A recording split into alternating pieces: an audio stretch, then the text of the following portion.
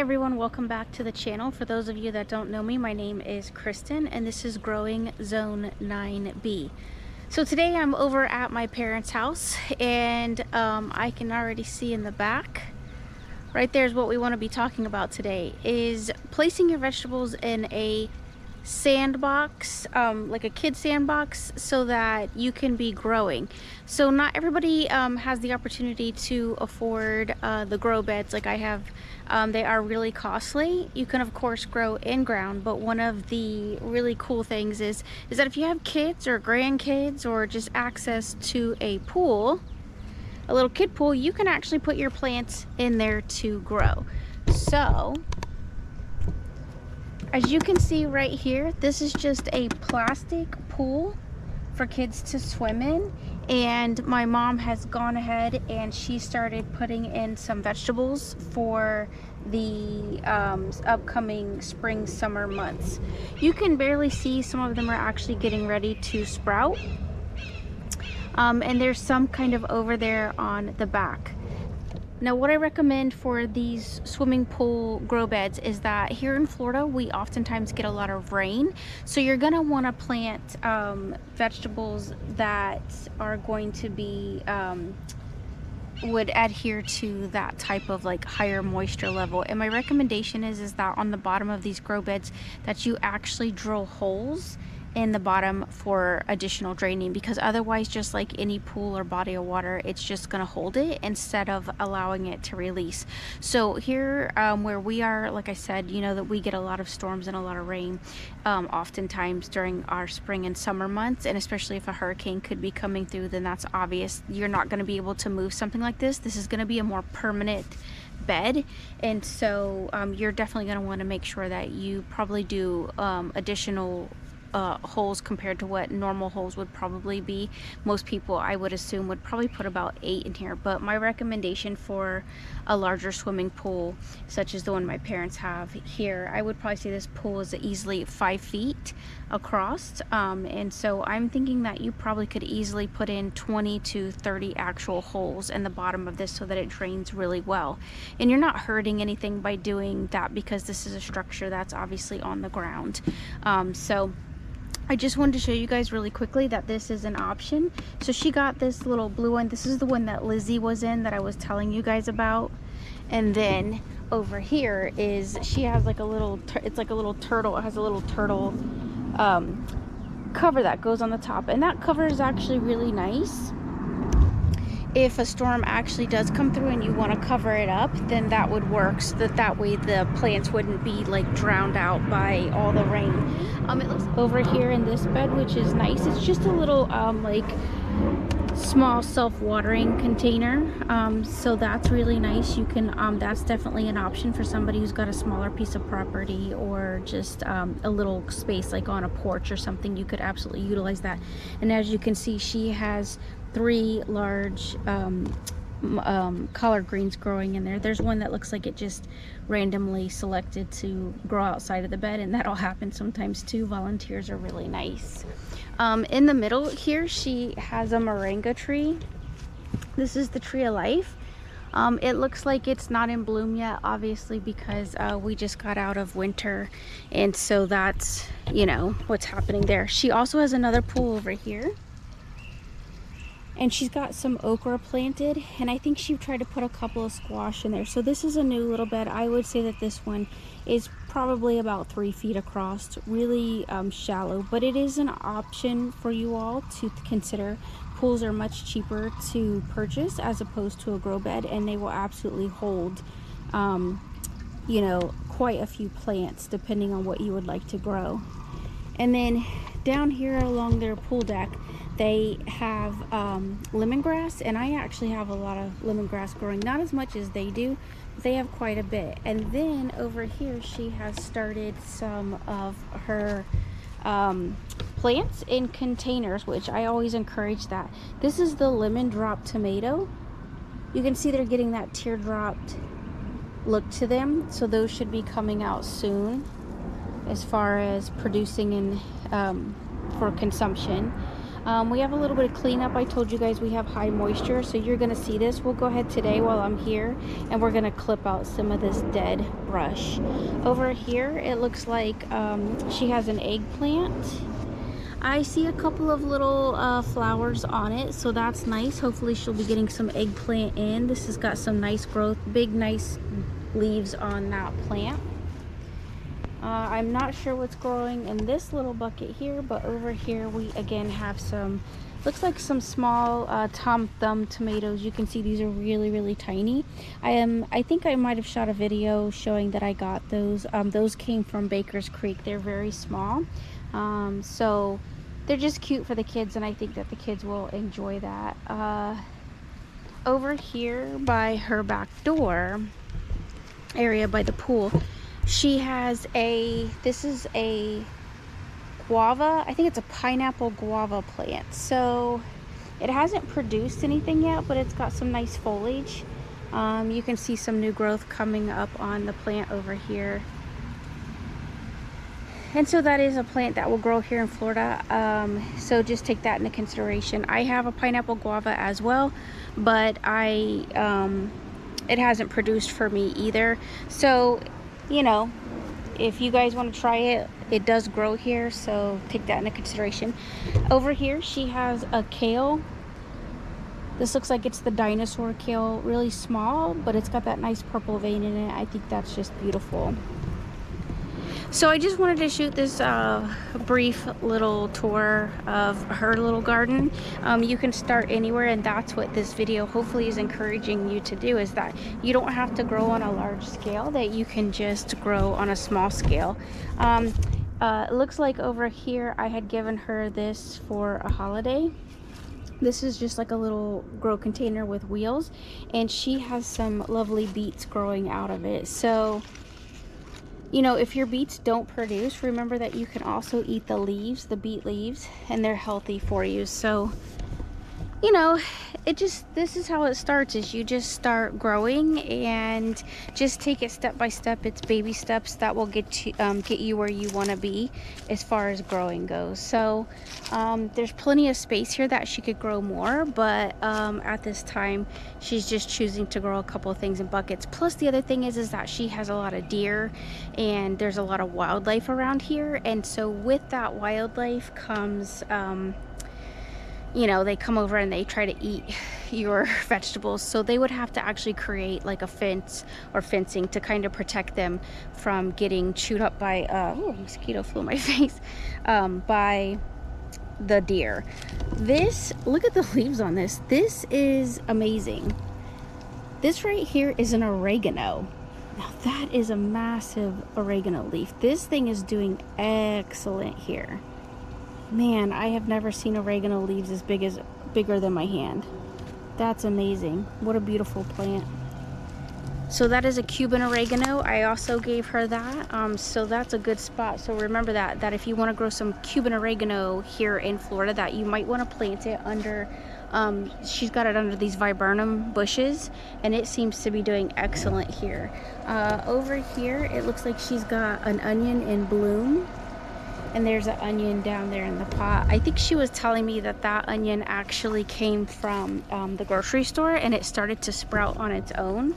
And so she went ahead and just planted it just to see what would happen. And sometimes that's a fun thing that you can do, is there's a lot of people that do, they're called grocery rows, where they just take stuff from the grocery that might be expiring, or might be like sprouting, and then go ahead and just pre-plant that. So over here she has it in a cage because, like I said, she has some deers that will come up on the property, and so she wants to try to protect it. And this is an olive tree.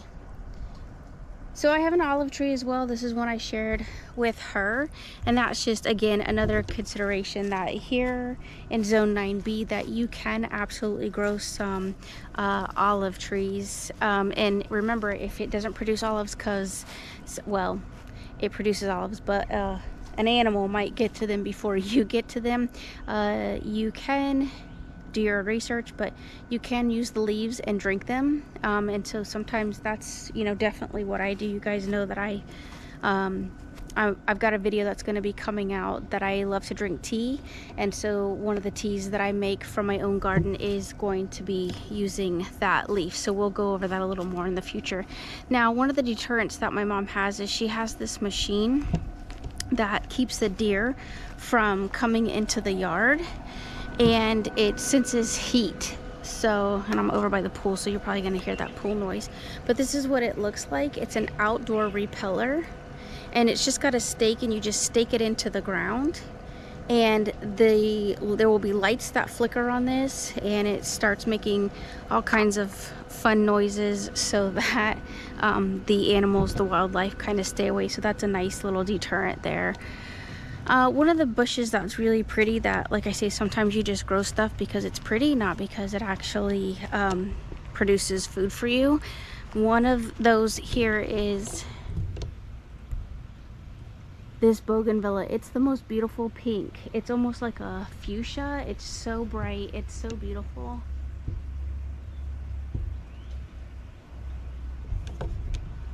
And I just enjoy looking at that when I come over. So it's a nice plant to have, and I think that, you know, if you're just looking for something that's beautiful, you could potentially consider growing that. Now, one of the things that bougainvilleas do have are thorns, and so thorns are not something that you know, want to mess around with. These thorns are very serious. They're quite thick, and they will poke you. I have a bougainvillea at our house, and it's a pain in the neck when we are trying to clean it up, so keep that in mind. I wish they made a thornless bogan. That would be fantastic, but they don't. So maybe in the future that's something somebody will come up with, is a thornless bogan. So that's it for now, guys. I just wanted to drop in and just kind of give you that little tidbit on things that my mom is actually growing, and I mostly wanted to show you that you could grow stuff in a little pool bed, that it doesn't have to be expensive to get out there and get growing. All right, everyone, Hey everyone, so I just got finished being at my parents' house, and of course I always think I'm done shooting a video because I thought that I was just gonna make that one video, but I came home and I started harvesting, and this is how it happens, and this is why I don't get a lot of stuff on video. And I am mostly harvesting the same types of stuff because I don't have a large garden, but you know what, we all have to start somewhere, and this is my start, you know what I mean? Like, I've done in ground, and now I'm here doing the boxes, and you know, as money comes in and I continue to save up, I will be continuing to expand our garden and adding more vegetables and fruit trees to the garden. So today I was over at my parents' house, and I had made that kale salad, which was super delicious. The kids and my parents loved it. My brother and sister-in-law loved it. And so I came home and I saw yellow, and so here is a papaya. We get a lot of mold. You can already see it's not mold, it's just such high humidity here, so we end up getting a lot of spots and stuff on our fruit, but this is still delicious and good. It's ready to actually peel because I dropped these in to make smoothies with. And then I was walking around, and then of course I'm bringing in a lot, I wouldn't say a lot, but a lot for me. Tomatoes, I still have more to go out there and pick, but these were the ones that were super ripe. And honestly, like, if it's just one or two people, this is sufficient. Like, I'm bringing this in at least every day, if not more. So I mean, I think that's great. That's, by the time the end of the week is here, I have enough that I'm making salsa and stuff with my tomatoes. So I've got a papaya and the tomatoes, but the reason why I wanted to bring you guys in on a video, because I'm like, oh, you know what, I'm not going to cut this before I shoot a video on it, so I'm going to show you what I have. All right, so here we go. I am excited. That is the first zucchini of this season. Look at that. That is nice and lovely. I'm gonna cut it. I have a pair of scissors here. I'm hoping I can hang onto the camera and cut it. Yay. All right. And there's another one that's actually right over here. I don't know how well you guys can see it, but it's right here. So that one's gonna be ready soon too. Look at this, finally.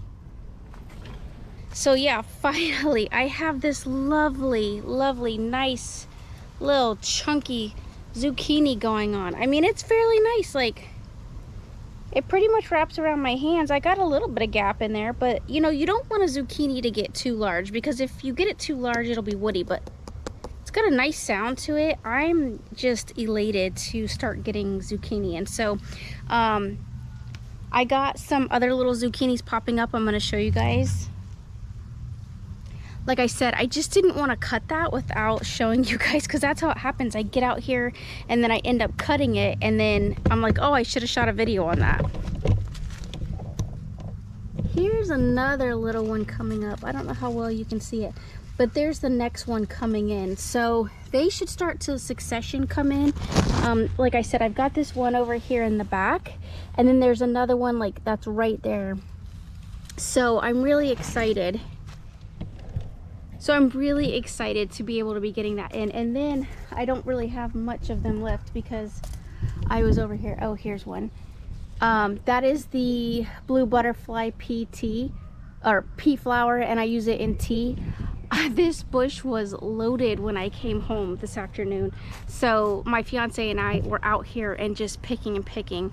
So that's what I'm saying, like, you can really get quite a bit of deliciousness from the garden, and it doesn't have to be just abundance to where like you've got so much of it that you don't know what to do with it. This is great for, like, you know, just a couple of people. And like I said, I've been starting to share.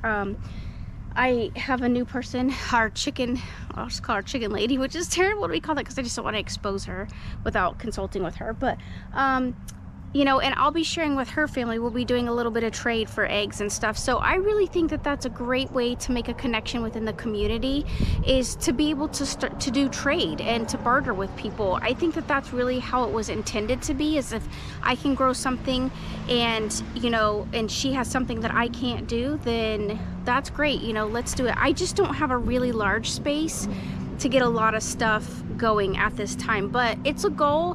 And like I said, you know, you got to start somewhere. So this is my little classroom, and I am so glad that you guys are joining me, because we are growing and learning together. Like I said, I've done a lot of in-ground growing, but this is the, you know, I'm starting this whole container growing. I think that that's going to be better as we move forward. So we're just going to take it step by step and see how it goes. This is a squash plant that is coming in. It's a vining squash. So it's starting there, and then it's gonna run, and it seems like it's running down over here by the papaya tree. So I have that going, and then this is still just a wild jungle. It looks like it's like a lot, but really it's a lot of seeds. There are millions of seeds on each one of these plants. And I really honestly believe that right now they are protecting my zucchini, because usually my zucchini are just so ravaged by this point from bugs. But I think that what's happening is that these plants are really, the scent is preventing the nasty bugs from getting onto my little zucchini patch that's up here on this top tier.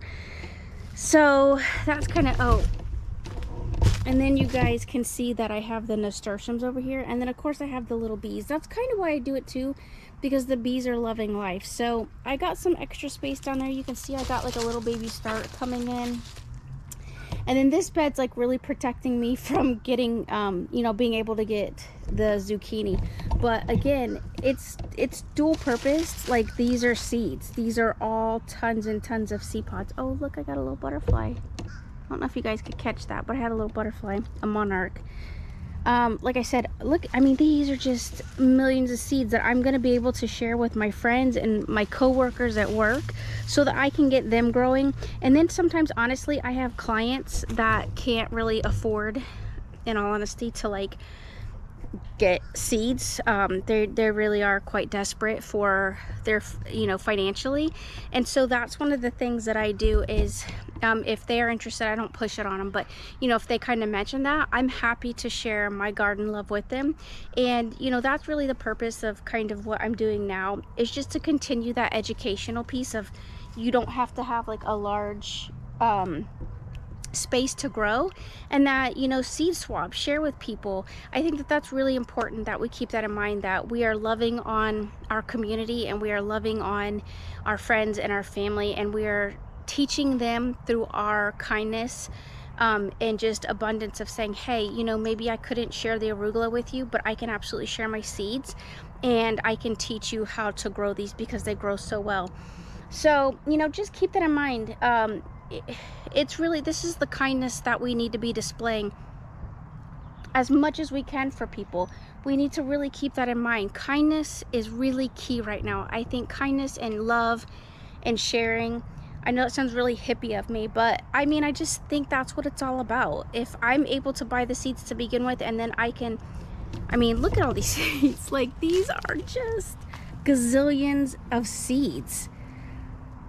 Then you know what? Share. I mean, I think our local library also does seeds, and I may go up there and drop some of these seeds off once I get these seed pods dried, because right now the bees are just loving them. But look, I mean, it's like towering of seeds.